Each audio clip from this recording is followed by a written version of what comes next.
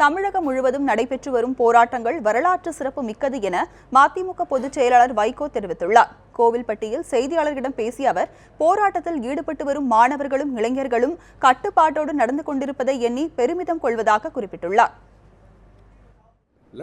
லட்சம் மெரினா கடற்கரையில் மாத்திரம் 10 லட்சம் பேர்,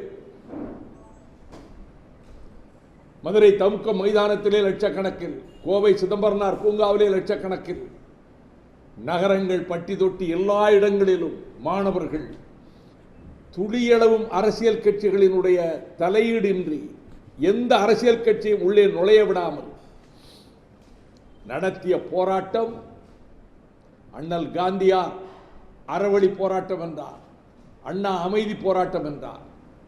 இந்த போராட்டம் அவர்களாகவே தங்களை கட்டுப்படுத்திக் கொண்டு ஒரு இடத்தில் கூட ஒரு சிறு அசம்பாவிதத்துக்கு இடம் கொடுக்காமல் சிரமங்களை தாங்கிக் கொண்டு பட்டினி கிடந்து தாகத்துக்கு தண்ணீர் கிடைக்காத போதும் அதை தாங்கிக் கொண்டு கொட்டுகிற பனியில், வாட்டுகிற குளிரில், கொளுத்துகின்ற வெயிலில், ஏன் கொட்டுகின்ற மழையில் நினைத்தே பார்க்க முடியவில்லை. அந்த கடற்கரை மணல் வெளியிலே இருந்தார்கள், மைதானங்களில் இருந்தார்கள்.